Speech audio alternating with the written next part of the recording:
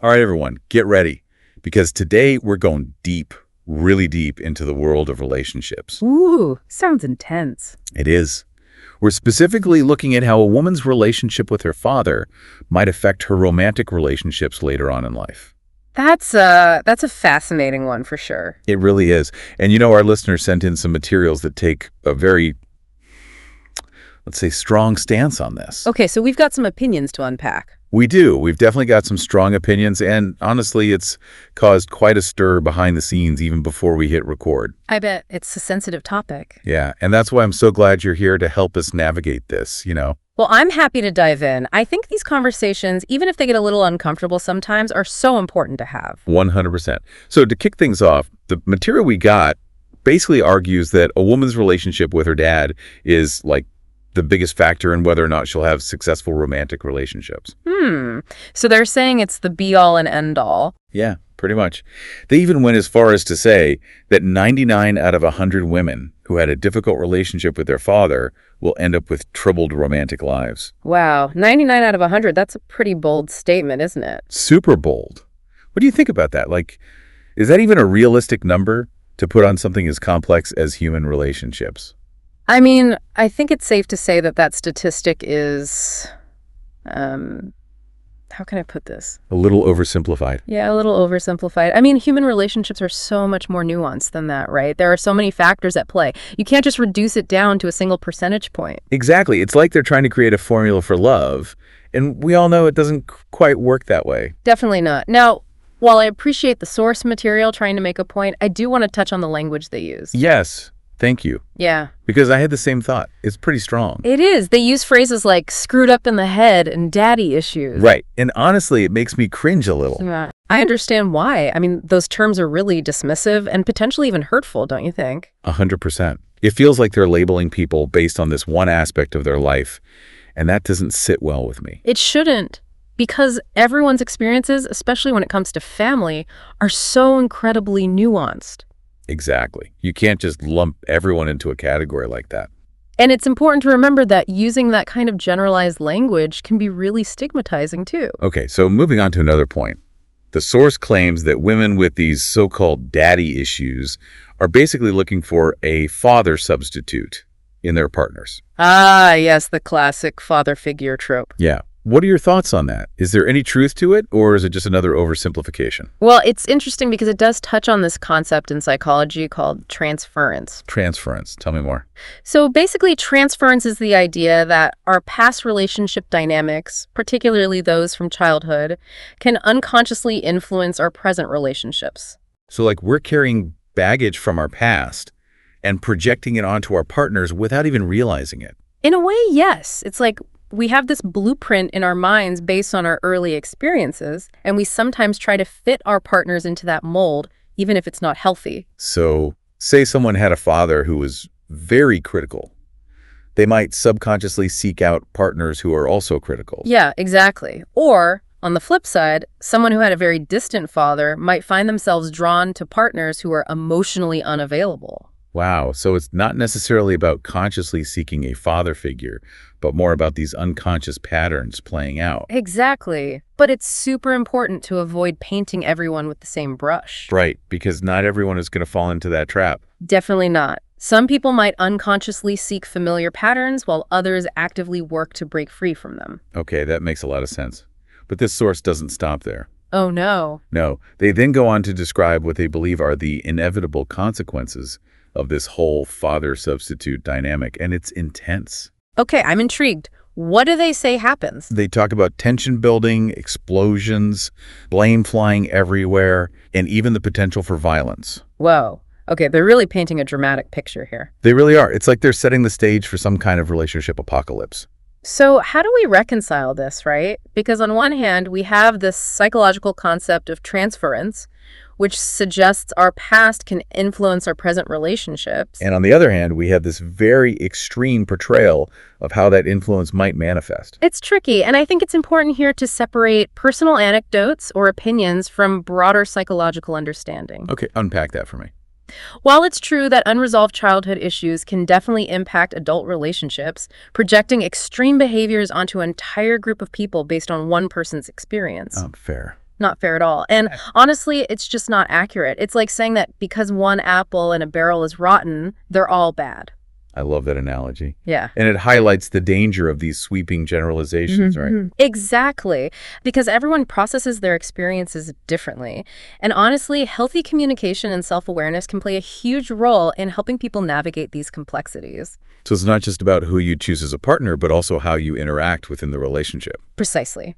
And this leads us to the source's concluding advice, which is where things get really, let's say, interesting. Yeah. So they're basically telling men to just come right out and ask a woman about her relationship with her dad early on. Like it's some kind of test. Yeah, like a litmus test for the relationship. Right. Like if her relationship with her dad wasn't good, that's it, red flag, move on. Exactly. And they even bring up the possibility of violence again, which I have to say feels like a pretty big jump to make. Totally. I mean, are we really reducing someone's entire personality and their potential for a healthy relationship down to one single question about their dad? It's definitely an oversimplification.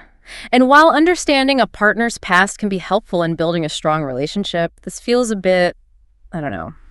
Judgmental. Yes, judgmental. There are much healthier and more empathetic ways to learn about a potential partner's experiences and relationship patterns. Absolutely. It's like they're handing out this checklist. Ask this one question, and if the answer isn't what you want to hear, run for the hills. Right. It completely skips over the whole idea of open communication and getting to know someone organically. And building trust. Exactly. Healthy relationships are built on trust, mutual respect, and a willingness to be vulnerable with each other. This whole conversation is making me think about how we, as a society, tend to oversimplify these really complex issues. Oh, absolutely. We're always looking for those easy answers and quick fixes, aren't we? Always. Like there's a magic formula for everything. And when it comes to relationships, well, they just don't work that way. They really don't. Do you think that plays a role here, this need for simplification? I think it's a natural human tendency to look for simple explanations, especially when dealing with complicated matters. It makes sense. Relationships can be messy and unpredictable. So much easier to just try and put them in a box. Right. But the truth is, relationships, especially romantic ones, are multifaceted. They're constantly evolving. I like to think of them as these beautiful tapestries. Tapestries. Woven from all these individual experiences, personalities, and choices that two people bring. It's not just one thread, it's how they all come together. Exactly. To reduce them to a single factor, like a woman's relationship with her father, misses the richness and the complexity of what makes relationships so fascinating. And challenging. And challenging, yes, definitely challenging. It's important to remember that the source material we've been discussing is just one viewpoint. One piece of the puzzle. Exactly. Yeah. And that's why open communication and a willingness to learn from each other are so crucial in any relationship. I am curious, though, the source focuses so heavily on the potential negative aspects of this dynamic. Are there ever situations where seeking familiarity in a partner, maybe even those familiar patterns from childhood, could actually be a positive thing? That's a great question. And the answer is yes, absolutely. While we do want to be mindful of repeating unhealthy patterns from the past, there's also something to be said for feeling comfortable and understood. So finding someone who shares a similar background or understands your family dynamics, that can actually be a good thing. It can. It can create a sense of connection and belonging. So it's not about avoiding familiarity altogether, but about being aware of our own patterns. Right. And understanding how they might be influencing our choices. Exactly. It's about finding that balance between honoring our past experiences without letting them dictate our future. So instead of approaching relationships with this sense of fear, like, oh, I need to avoid anyone who reminds me of this negative experience from my past. It's more about being curious, about exploring those connections with a sense of self-awareness. And communication. Always communication. Talk to your partner. Okay, so we've definitely unpacked this source material pretty thoroughly, and it's clear that it presents a very specific and maybe even controversial viewpoint. It definitely sparked a lot of conversation, didn't it? And while it does raise some interesting points, it's so important to approach it with a critical eye. And avoid those generalizations. Avoid generalizations 100%. Because every relationship is unique, and we should approach them with that understanding. Okay, so where do we go from here? This source is telling us to basically interrogate potential partners about their childhood.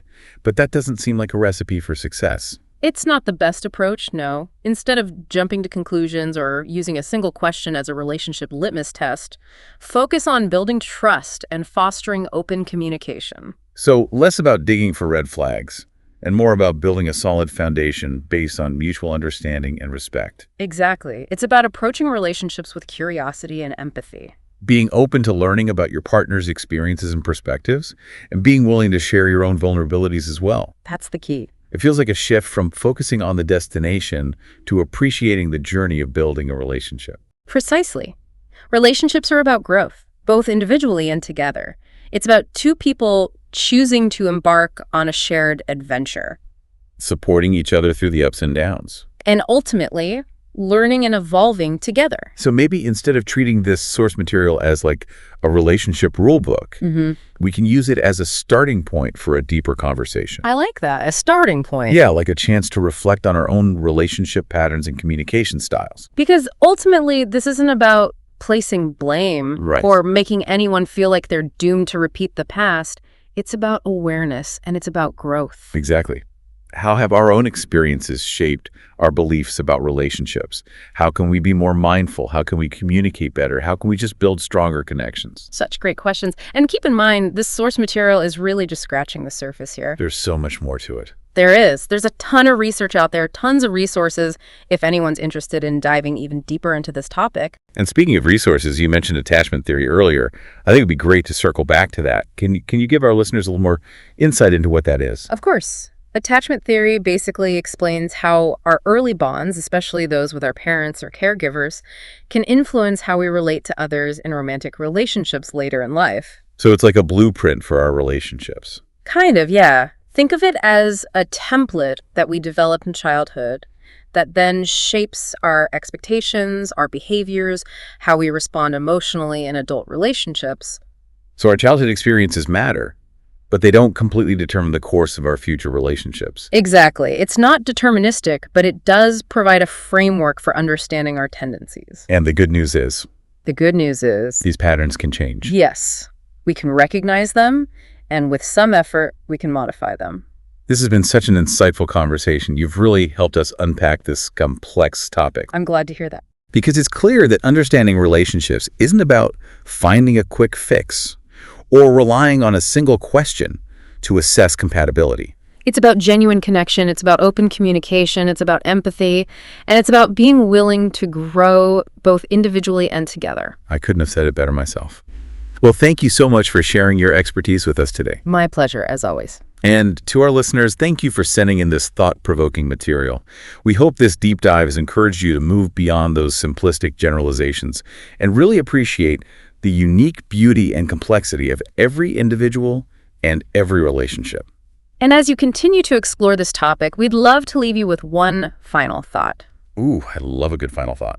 How might understanding your own relationship patterns contribute to creating healthier and more fulfilling relationships for you right now in the present? That's a powerful question. Hopefully it sparks some insightful reflection, maybe even some meaningful conversations with the people you care about most. Until next time, keep diving deep and keep those questions coming.